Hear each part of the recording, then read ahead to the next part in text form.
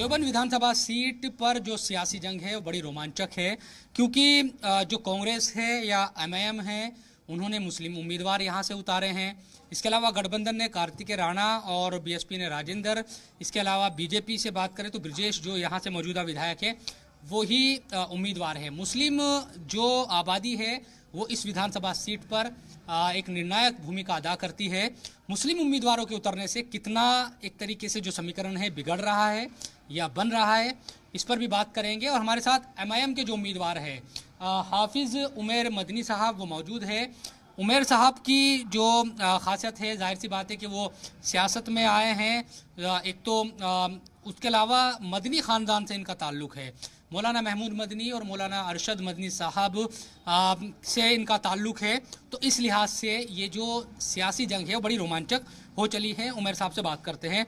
उमर साहब, क्या सिर्फ यही एक सियासत में आपको फ़ायदा इस चीज़ का मिल रहा है कि मौलाना अरशद मदनी साहब को बड़े बुज़ुर्ग है, उनको बड़ी एक पाकीज़ा नज़र से जो मुस्लिम है देवबंद के वो देखते हैं या हिंदुस्तान के मुसलमान देखते हैं, या और भी चीज़ें हैं? एमआईएम से ही क्यों आपने इरादा किया कि भाई इसी से चुनाव लड़ना है?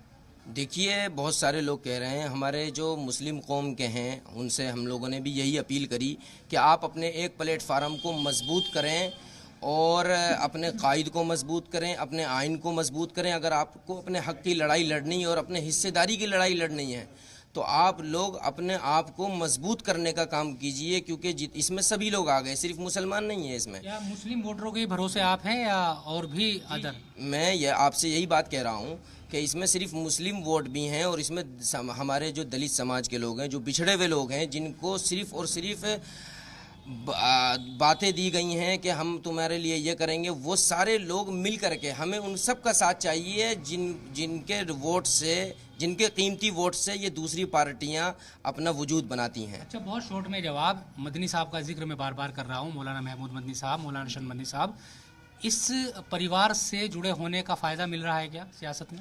देखिए, इस परिवार से जुड़े होने का फ़ायदा, बल्कि आपने जो नाम लिए है, आपको शायद ये मालूम नहीं है कि हमें जो फ़ायदा मिलता है वो हमारे बुज़ुर्गों की और बड़ों की वजह से, जैसे हज़रत मौलाना शेखुल इस्लाम मौलाना हुसैन अहमद मदनी, आप वहाँ से शुरू करिए।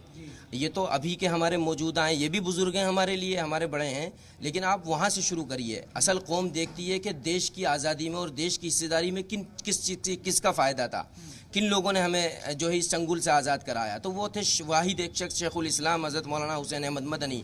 तो उनकी वजह से पब्लिक वोट देती है, ना कि जो आज के मौजूदा लोग हैं, क्योंकि इनकी अपील भी कुछ और रहती है। वो तो कहते हैं कि भाई हम तो सियासत से जुड़े हुए नहीं है अभी।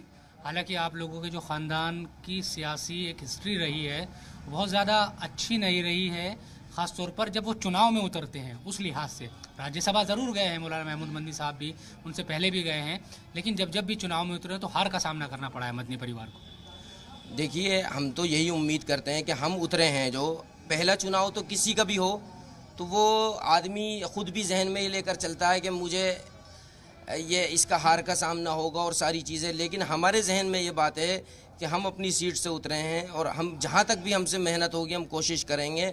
और हमें उम्मीद अभी भी यही है कि इंशाल्लाह हमारा मजबूती से साथ हमें मिलेगा तो हम यहाँ से सीट निकाल लेंगे इंशाल्लाह। लोग ये कह रहे हैं कि आप लोग समीकरण बिगाड़ रहे हैं, गठबंधन इस सीट को आराम से निकाल लेती, लेकिन आप एमआईएम से उतर गए हैं अब, और कांग्रेस ने भी मुस्लिम उम्मीदवार यहाँ पर उतारे हैं, वोटों का बंटवारा होगा, बीजेपी को फ़ायदा मिलेगा। ये बात जो है समाजवादी के लिए भी लागू होती है, ये बात एमआईएम के लिए लागू नहीं होती। ये बात तो बीजेपी के लिए और समाजवादी के लिए लागू होती है, सपा के लिए लागू, बसपा के लिए लागू होती है, क्योंकि ये लोग काम करते हैं वोट काटने का। अरे भाई, हम तो ये कहते हैं समाजवादी के पास तो अपना भी कोई वोट नहीं है। समाजवादी सिर्फ़ और सिर्फ मुसलमानों के नाम पे कूदती है। और ये इसकी जो है, अब ये जो कदम रखा है मजलिस इत्तेहादुल मुस्लिमीन ने उत्तर प्रदेश में, तो अब ये सारी चीज़ें इस बार गलती होगी, लेकिन आइंदा से आने वाले वक्त में 4-5 सालों में पूरे उत्तर प्रदेश की तस्वीर बदली जाएगी और आप एक नई पार्टी का ज़ोर शोर से यहाँ पर मामला होगा। तो ये सारी चीज़ें गलत हैं कि ये लोग बीजेपी को जिताने का काम करते हैं, ये बेबुनियाद बातें हैं। ये समाजवादी के दलाल किस्म के जो लोग हैं वो ये सब बात करते हैं, क्योंकि उनकी अपनी रोटी जो है बंद हो जाएगी, अपनी जो ये थानों की दलाली और ये चौकियों की राजनीति, ये सब चीज़ें ख़त्म हो जाएंगी समाजवादी वालों।